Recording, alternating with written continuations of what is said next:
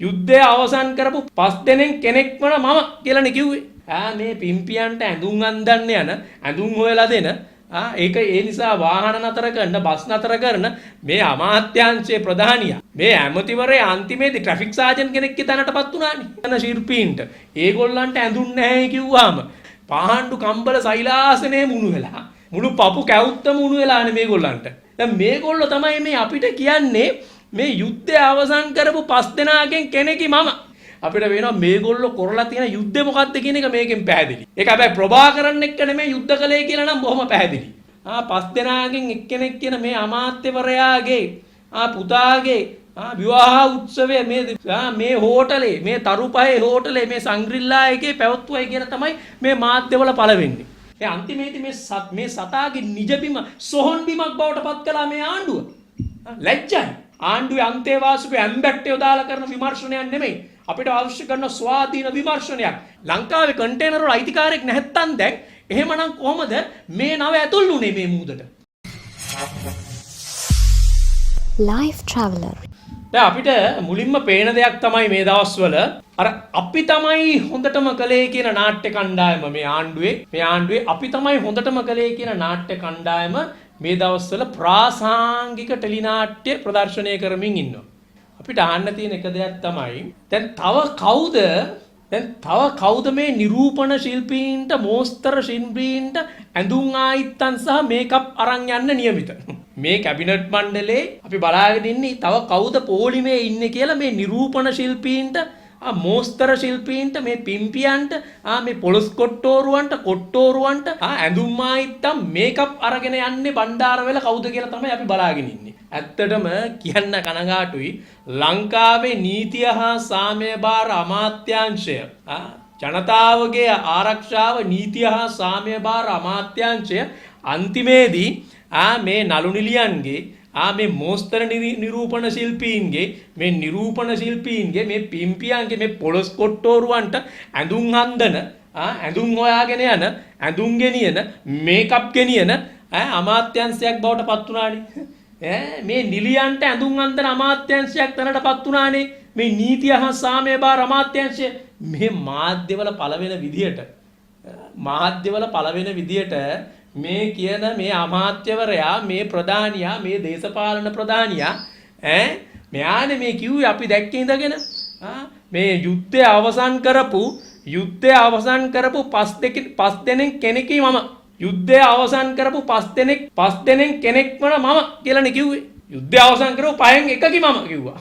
අනේ යුද්ධය අවසන් කරපු 5න් එකක් වන මේ මිනිස්සයා අන්තිමේදී මේ නළු නිලියන්ට මේ නිරූපණ ශිල්පීන්ට මේ මෝස්තර ශිල්පීන්ට මේ පිම්පියන්ට ඇඳුම් අන්දන්න යන ඇඳුම් හොයලා දෙන ඒක ඒ නිසා වාහන නතර කරන බස් නතර කරන මේ අමාත්‍යාංශයේ ප්‍රධානියා මේ ඇමතිවරයා අන්තිමේදී ට්‍රැෆික් සාජන් කෙනෙක්ගේ තැනටපත් වුණානේ. ඇමතිවරයා අන්තිමේදී ට්‍රැෆික් සාජන් කෙනෙක් වුණා. බස් නතර කරනවලු. දැන් මේ මාධ්‍යවල යන්නේ එහෙමනේ. මේ මොන මාධ්‍යද මේ ආණ්ඩුවටම උපකාර කරන මාධ්‍යවල පළවෙන විදියට ඒ සමාජ මාධ්‍යවල පළවන විදියට ඇඳුම් ගෙනත් දෙනකන් ඉන්න කිව්වලු. ඊට පස්සේ බස් එක හරවන්න කිව්වලු. ඊට පස්සේ අපි දැක්ක මාධ්‍ය නිවේදන නිකුත් කරා. නෑ අපි එහෙම කිව්වේ නෑ. අපි මානුෂිකව සලකා බලලා පුදුම මනුස්සකමන්නේ. මේ නිරූපණ ශිල්පීන්ට මේ මෝස්තන ශිල්පීන්ට ඒගොල්ලන්ට ඇඳුම් නැහැ කිව්වාම ඒගොල්ලන්ට නිරෝධායන යනකොට අපිට ඇඳුම් නැහැ අපිට මේකප් නැහැ කිව්වහම පාණ්ඩු කම්බල සෛලාසනේ මුණු වෙලා මුළු පපු කැවුත්තම මුණු වෙලානේ මේගොල්ලන්ට. මේ සාමාන්‍ය මිනිස්සු දැක්කම මෙහෙම මුණු වෙන්නේ නැහනේ. අර බඩු ටික ගන්න යන මිනිස්සු අපි දැක්කනේ අර බඩු ටික ගන්න අර කාන්තාව අර වයසක මිනිස්සු ගිහිල්ලා කඩෙන් බඩු ටික ගත්තාම මේ මිනිස්සුම ගිහලා නිරෝධායනයට දානවා. අදිසියෙවත් මාස්ක් එකක් නැතුව පාරායින් හිටියොත් මේ මිනිස්සුම කුණු මාළු ගෙනහිල්ලා දානවා වගේ බස් වල දාගෙන පටවගෙන යනවා. අර බඩු ටිකක් හොයාගෙන ගිය මිනිහෙකුට කනේ පාරක් ගහලා මහමග මැරිලා ඇදගෙන වැටුණා. පාරේ වැටිලා මැරුණා. මෙව්වා ගැන කතා කරන්නේ මෙව්වා ගැන පපුව උණු වෙන්නේ නැහැ. මේ සාමාන්‍ය මිනිස්සු ගැන උණු නොවන පපු කැවුතු අන්තිමේදී මේ නිරූපණ ශිල්පීන් දැක්කම නිරූපණ ශිල්පීන්ගේ කෝල් එකට මේ මෝස්තර ශිල්පීන්ගේ කෝල් එකට බස් හරවනවලු නෑ ඉතින් කරමු අපි බස් ඇරෙව්වේ නෑ බස් එක නවත්තන් ඉන්න කිව්වා මේ ඇඳුම් ගේනකම් මේක මේ මානුෂික වැඩක් පුදුම වැඩක් නේ දැන් මේගොල්ලෝ තමයි මේ අපිට කියන්නේ මේ යුද්ධය අවසන් කරපු 5 දෙනාගෙන් කෙනෙක්යි මම. යුද්ධය අවසන් කරපු 5න් එකෙක්යි මම කියලා මෙයයි කියන්නේ. දැන් අපිට හිතා ගන්න පුළුවන් යුද්ධ කරලා තියෙන විදිය. අපි ප්‍රභාකරන් එක්ක කරන්නේ මේ යුද්ධ කරලා තියෙන්නේ. අපිට වෙනවා මේගොල්ලෝ කරලා තියෙන යුද්ධය මොකක්ද කියන එක මේකෙන් පැහැදිලි. ඒක හැබැයි ප්‍රභාකරන් එක්ක නෙමෙයි යුද්ධ කළේ කියලා නම් බොහොම පැහැදිලි. මේ වැඩේ තියෙන දැන් අපිට පේනවා දැන් මේක නිකන් හරියට මේක නිකන් හරියට වෙඩි බෙහෙත් ගබඩාවකට වෙඩි බෙහෙත් ගබඩාවක් පත්තු කළා වගේ. වෙඩි බෙහෙත් ගබඩාවක් පත්තු කළා වගේ හතර අතේ පත්තු වී යනවා. දැන් මේකට කලින් දැන් මේ මාධ්‍යවලම පළ වෙන විදිහට දැන් මයි මාසේ අග වෙන විට මේ කියන ප්‍රධාන පෙළේ මේ ඇමතිවරයාට මේ යුද්ධය අවසන් කරපු 5 දෙනාගෙන් එක්කෙනෙක් කියන මේ අමාත්‍යවරයාගේ පුතාගේ විවාහ උත්සවය මේ හෝටලේ මේ තරුපහේ හෝටලේ මේ සංග්‍රිල්ලා එකේ පැවැත්වුවයි කියන තමයි මේ මාධ්‍යවල පළ වෙන්නේ. ඒ විතරක් නෙමෙයිනේ දැන් අන්තිමේදී මෙන්න දැන් මෙන්න මෙහෙම තමයි දැන් පත්තු වෙන්නේ. දැන් මේ මාධ්‍යවල තියෙන විදිහට මේ යාගේ පුතාගේ විවාහ මංගල්‍යේ බරපැන දරලා තියෙන්නේ ඇඳුම් ආයිත්තන් වල බරපැන දරලා තියෙන්නේ රුපියල් ලක්ෂ 10ක විතර බරපැන දරලා තියෙන්නේ මෙන්න මේ මොස්තර නිරූපණ ශිල්පයයි කියලා තමයි දැන් මේ මාධ්‍යවල පළ වෙන්නේ. ඉතින් ආයහන දෙයක් ඇත්තිලව්වේ. දැන් ඉතින් ඒකේ මේ නීතිය හා සාමය බාරවයි ඉන්නවයි කියන මේ මහා දැවැන්ත ඇමතිවරයාගේ පුතාගේ විවාහ මංගල්‍ය උත්සවයේ සංග්‍රිල්ලා එකේ ගන්න පුළුවන් නම් ගුරුනාන්සේ ඉතින් අපි කියන්නේ අර ගුරුනාන්සේ හිටගෙන මුත්‍රා කරද්දි ගෝලිය දුව මුත්‍රා කරනවා වගේ ඉතින් මොස්තර නිරූපණ ශිල්පයෙන් හිතනවාට අයියා උඹ ගත්තා නම් අපිට ගන්න බැරිද කියන්නේ. එහෙම බට අපි වියදම් කළාක් තියෙනවා. උඹට මේක ගන්න පුළුවන් නම් නිරෝධායන නීති නොතකා නිරෝධායනය ක්‍රියාත්මක කරන ඒක වෙනවද කියලා බලන්න. ඒක හොයා බලන්න. ඒක බාරව ඉන්න. ඇමතිවරුන්ට මෙහෙම කරන්න පුළුවන් නම් ඇමතිවරුන්ගේ පුතුන්ට පුළුවන් නම් විවාහ උත්සව ගන්න අපි ඒකට වියදම් කරත් නම් අපි ඒකේ බරපැනක් දැරුවා නම් අයියත් කියලා අපිට මේව ගන්න බැරි. අයියෝ දැන් ඇයි අපිට මේව ගන්න බැරි? දැන් අන්තිමේදී ඒකනේ වෙලා තියෙන්නේ. නම් මේක වෙලා තියෙන්නේ ඕකයි. අන්තිමේදී මේ හැම තැනම ගිහිල්ලා ඉතින් දැන් මේක මේ විදියට ගිහිල්ලා අන්තිමේදී මේ හතර අතේ මේක වපුරලා දැන් ඊට පස්සේ ඉතින් Tamanට ඉතින් සැලකුවාට පස්සේ Tamanට වියදම් කරාට පස්සේ තමන්ගේ දරුවන්ට වියදම් කරාට පස්සේ ඇඳුම් අරන් යන්නේ නැතුව මොකක් කරන්නද? තමන්ට වියදම් කරාට පස්සේ ඇඳුම් අරන් යන්නේ නැතුව මොකක් කරන්නද? තමන්ට සල්ලි වියදම් කරාට පස්සේ තමන්ගේ දරුවන්ගේ ඇඳුම් ආයිත්තන් වලට වියදම් කරාට පස්සේ නිරෝධායනට යනකොට ඉතින් ඇඳුම් අරගෙන යන්න ඕනේ, මේකප් සෙට් අරගෙන යන්න ඕනේ. බස් නතර කරන්න ඕනේ. ඇමතිලා නිකන් අන්තිමේදී නිකන් ට්‍රැෆික් සාජන්ලගේ තත්ත්වයටපත් වෙන්න ඕනේ. දැන් මේකනේ වෙලා තියෙන්නේ. දැන් අපි කියන්නේ මේ ආණ්ඩුව පාඩමක් ඉගෙන ගන්නවා නම් ඉගෙන ගන්නේ නළු නිලියන්ගෙන්. මේ ආණ්ඩුවට පාඩමක් උගන්වන්නේ ඔය නළු නිලියෝ, ඔය මෝස්තර නිරූපණ ශිල්පී, ඔය පිම්පි පොලොස් කොට්ටෝරු උන්ගෙන් තමයි මේ ආණ්ඩුව පාඩමක් ඉගෙන ගන්නෙ. අර අපි කියනවනේ හැම එකාටම කොට ගිහිල්ලා අපි කියන්නේ කොට ගිහිල්ලා ඉතින් කෙහෙල් ගහට කොට පුදාහට තමයි හොට පැටලෙන්නේ. දැන් ඉතින් අහගනින්නකෝ මේවා ටික ඔක්කොම. අපිට තියෙන ප්‍රශ්නේ මේ ඔක්කොම කරන්නේ මේ ආණ්ඩුව දැන් අපිට පේන්නේ ආතල් එක්ක කොරෝනා පතුරවනවා. මේ ආණ්ඩුව ආතල් සමග කොරෝනා පතුරවමින් ඉන්නේ.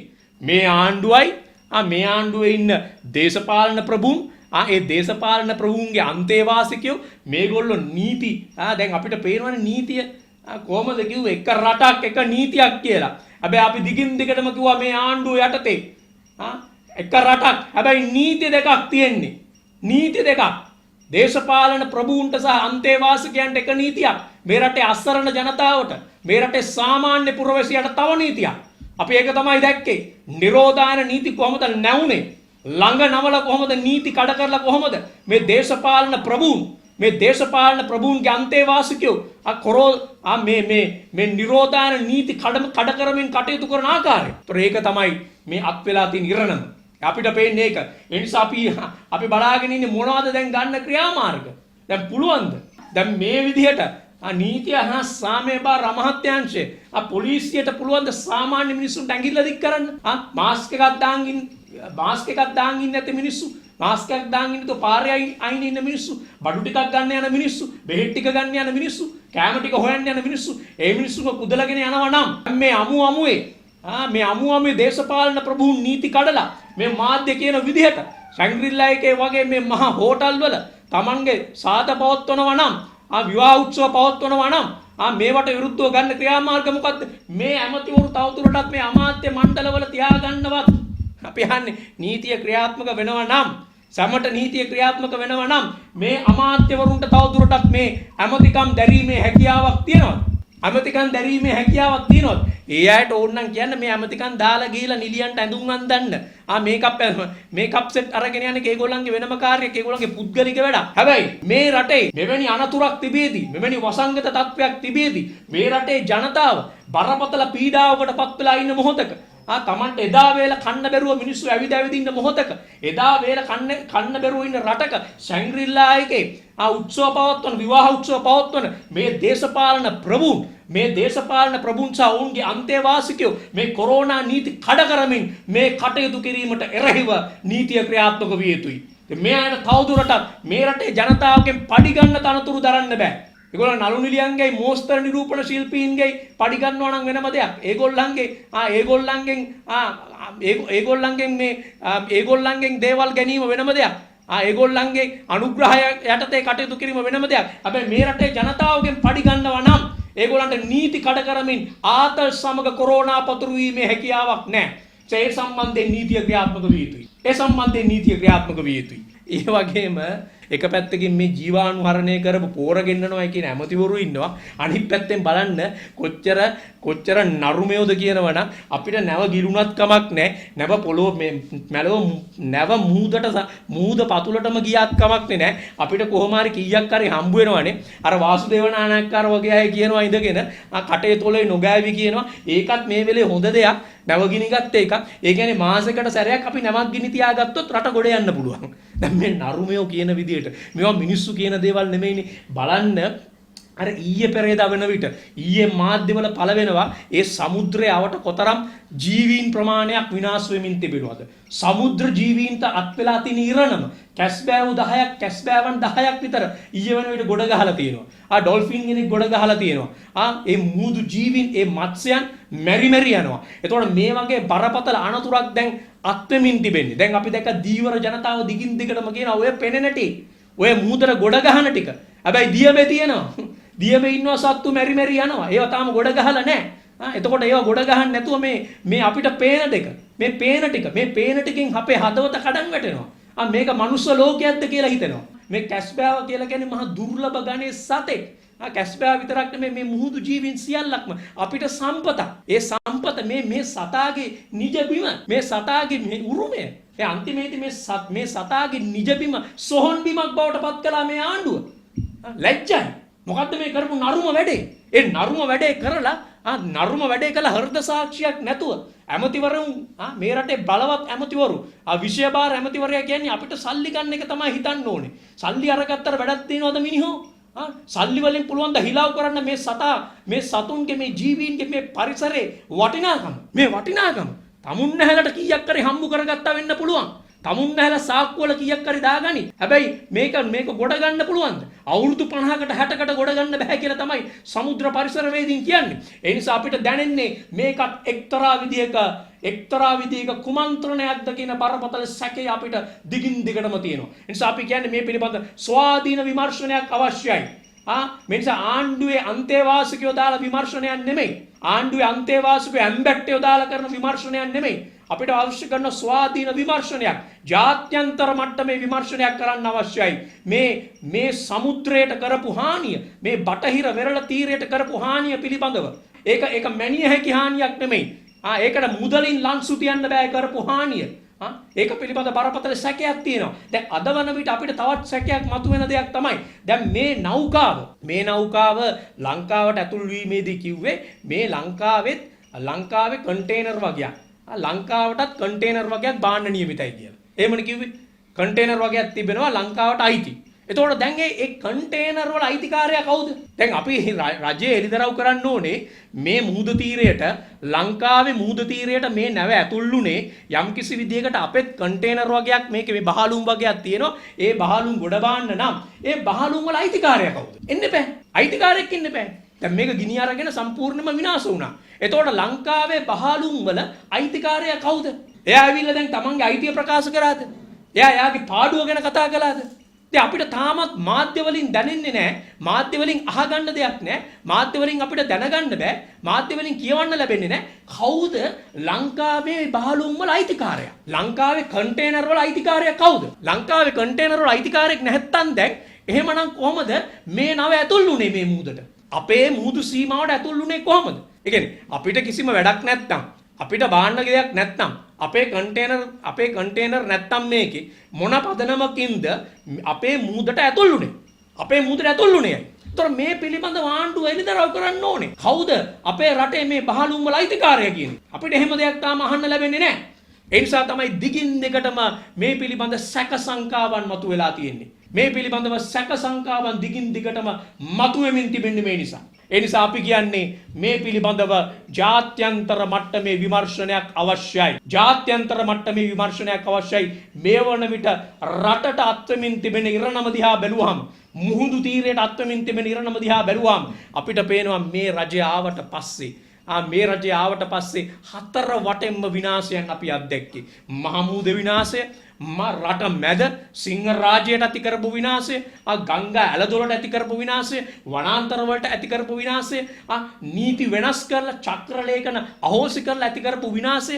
ඒ නිසා අපිට පේන දෙයක් තමයි මේ ආණ්ඩුව ඇවිල්ලා අවුරුදු එකමාරක් යනකොට මේ රට සම්පූර්ණයෙන්ම විනාශයට ඇද දමමින් තිබෙනවා. මේ රට එක්තරා විදිහකට අපි හිතන්නේ මේ ආණ්ඩුව එක්තරා විදිහක කොඩි විනයක් බවට පත් වෙලා. මල කඳන් උඩින් ගිහින් ආණ්ඩුව බලයටපත් උනේ. අර නෙල්සන් මැන්ඩෙලා කිව්වා වගේ අපරාධයන්ගෙන් බලයටපත් වෙච්ච මිනිස්සු ඒ අපරාධයන්ගෙන්ම අවසානයටපත් වෙනවා. හිංසනයෙන් බලයටපත් වෙච්ච මිනිස්සු ඒ හිංසනයෙන්ම අවසානය කරා ගමන් කරනවා. අපිට පෙනෙන්නේ එවැනි ඛේදජනක ඉරණමකට අපේ රට ඇද දමමින් තිබෙනවා. පාරිසරික වශයෙන් සමාජීය සංස්කෘතික දේශපාලන වශයෙන් එවැනි බරපතල හානිදායක තත්වයකට තමයි ඇද දමමින් තිබෙන්නේ.